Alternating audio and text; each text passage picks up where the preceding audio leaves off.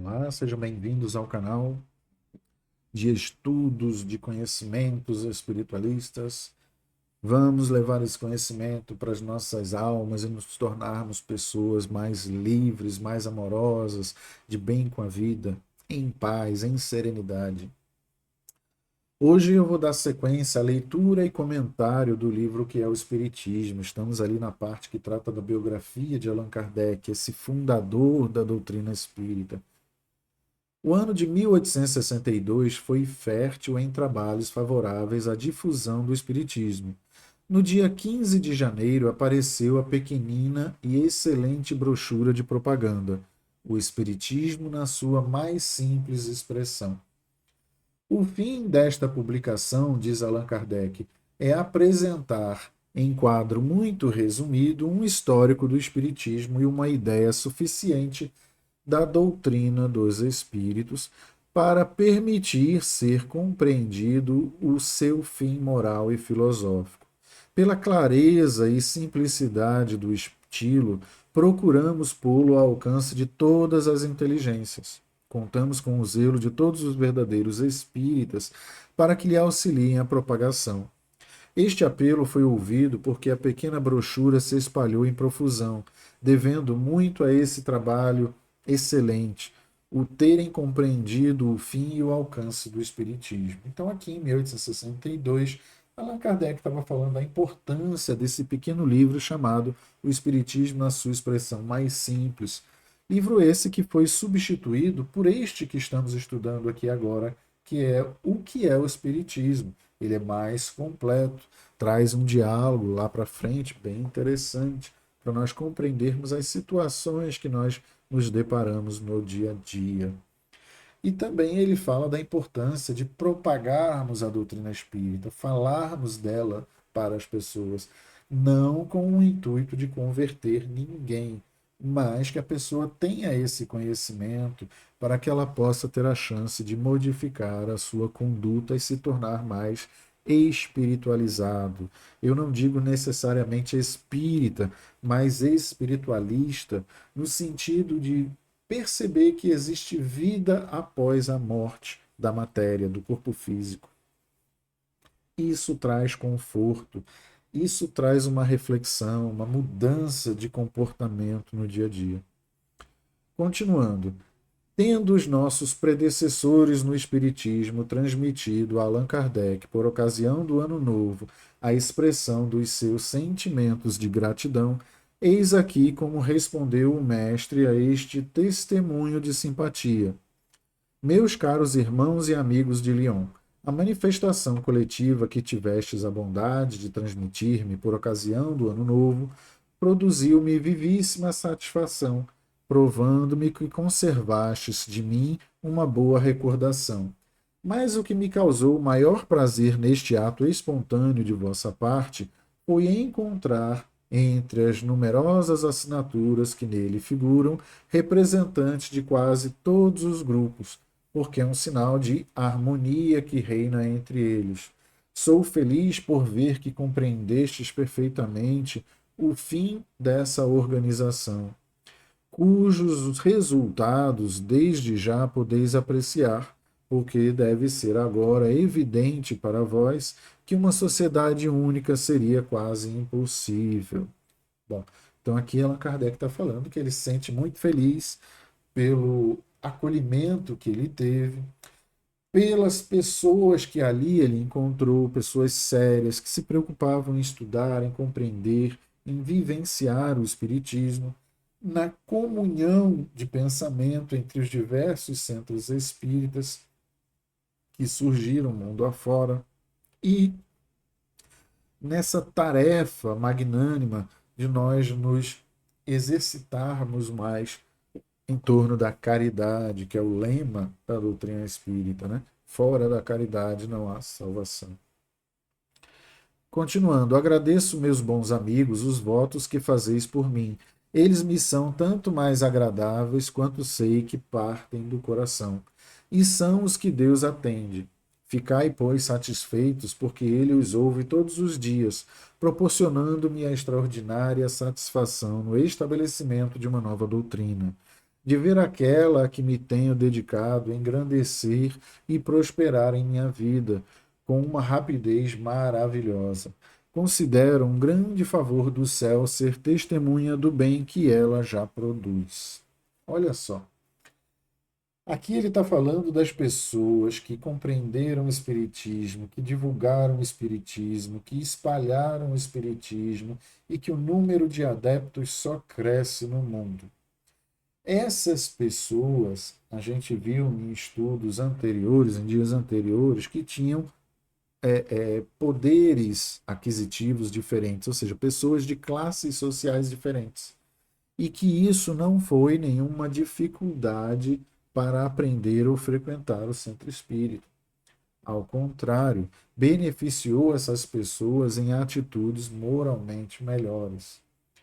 E é interessante a gente perceber que aquele que é palestrante espírita fale numa linguagem simples, para que o doutor em qualquer conhecimento que o seja compreenda com facilidade e principalmente aquelas pessoas mais carentes de estudo também possam compreender.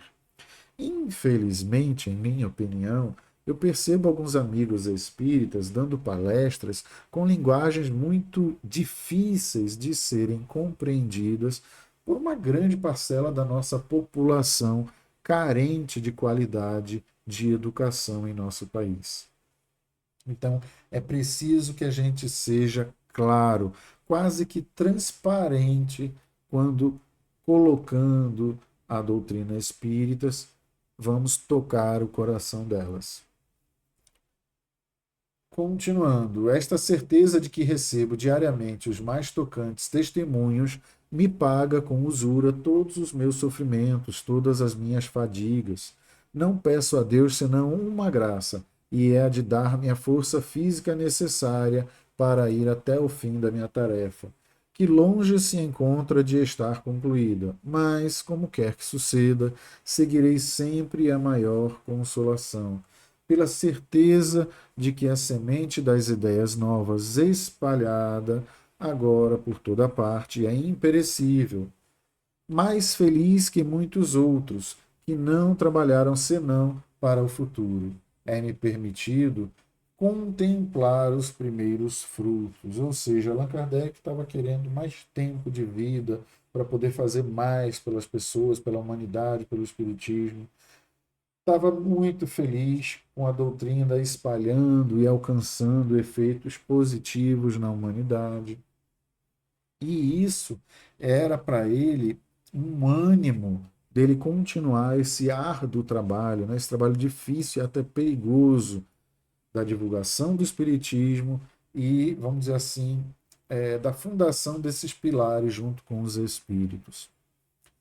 Continuando, se alguma coisa lamento é que a exiguidade dos meus recursos pessoais não me permita pôr em execução os planos que concebi para um avanço ainda mais rápido. Se Deus, porém, em sua sabedoria, entendeu dispor de modo diferente, legarei esses planos aos nossos sucessores, que, sem dúvida, serão mais felizes. A despeito da escassez dos recursos materiais, o movimento que se opera na opinião ultrapassou toda a expectativa. Crede, meus irmãos, que nisso o vosso exemplo não terá sido sem insuficiência. Recebei, portanto, as nossas felicitações pela maneira por que sabeis compreender e praticar a doutrina. Então, Allan Kardec deixa bem claro a dificuldade de fazer o trabalho, que ele gostaria de fazer muito mais, que ele tinha planejado muito mais, mas que ele aceitava com resignação toda essa dificuldade e que ele cria que a vontade de Deus era agir com ele para até determinado fim e com outras pessoas para ampliar ainda mais esses objetivos. Bastante interessante a gente refletir sobre esse sentimento dele. No ponto a que hoje chegaram as coisas e tendo em vista a marcha do Espiritismo através dos obstáculos semeados em seu caminho, pode dizer-se que as principais dificuldades estão superadas. Ele conquistou o seu lugar e está assente sobre bases que de hora em diante desafiam os esforços dos seus adversários. Muito, muito bacana até aqui toda a alegria de Kardec nessas palavras. Perguntam como uma doutrina que torna feliz e melhor pode ter inimigos. É natural. O estabelecimento das melhores coisas choca sempre interesses ao começar. Não tem acontecido assim com todas as invenções e descobertas que têm revolucionado a indústria? As que hoje são consideradas como benefícios, sem as quais não se poderia mais passar, não tiveram inimigos obstinados? Toda lei que reprime um abuso não tem contra si todos os que vivem dos abusos? Como quererias que uma doutrina que conduz ao reino da caridade efetiva não fosse combatida por todos os que vivem no egoísmo? E sabeis que são eles numerosos na terra. Magnífica essa colocação, onde ele fala dos abusos que as pessoas fazem umas com as outras, da importância da doutrina esclarecendo pessoas e combatendo esse egoísmo que existe em todos nós, em alguns mais do que outros, e um incentivo de que esse número de pessoas que combatem o egoísmo só aumenta.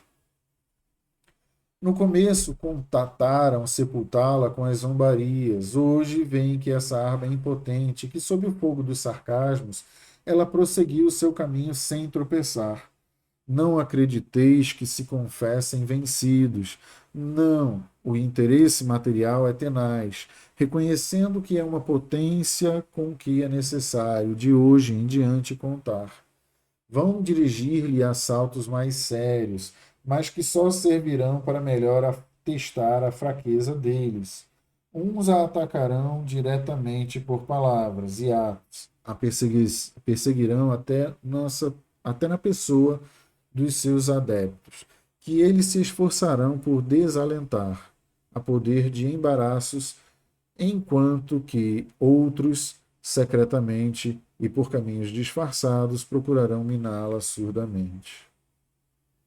Bom, adorei o nosso estudo de hoje. Se você gostou, clique em gostei. Peço que compartilhe com seus amigos que gostariam de conhecer e se inscreva no canal se ainda não é inscrito. Vamos ajudar a colaborar para o crescimento do canal. Deixem também os seus comentários sobre os entendimentos de vocês do nosso estudo. Grande abraço, fiquem com Deus.